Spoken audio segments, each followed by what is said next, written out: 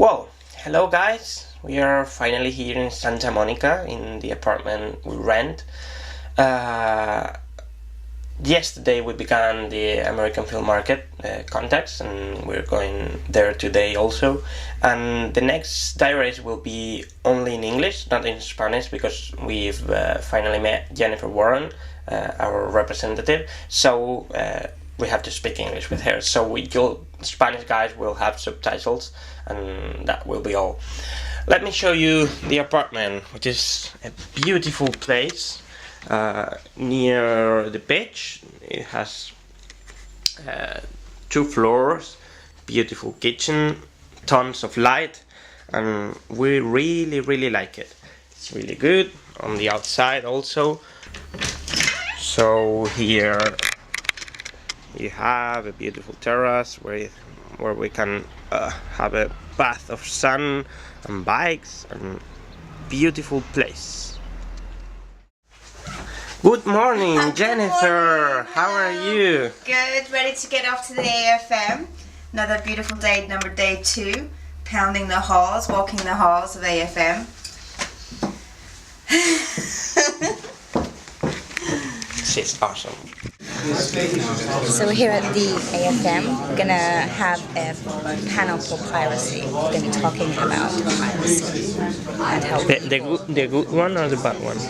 well, they think it's bad. They think that it's a bad thing. So we're actually essentially going to be at the gatekeepers who control the rights and stop this pirates, evil pirates.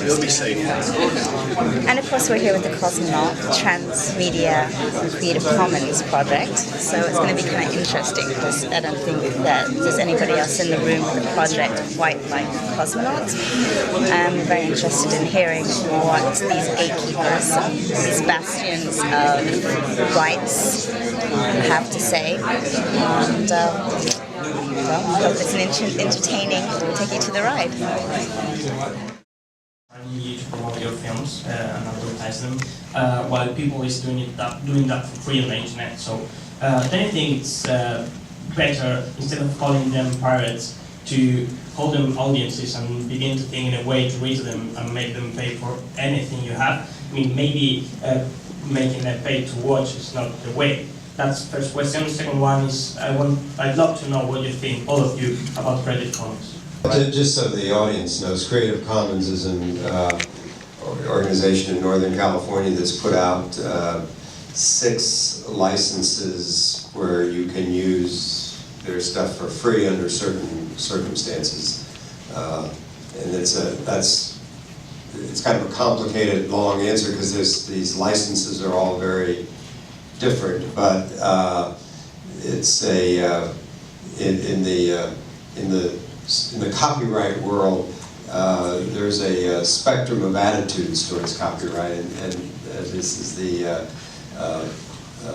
Creative Commons represents the loosest attitude towards copyright enforcement, where it's share and share alike,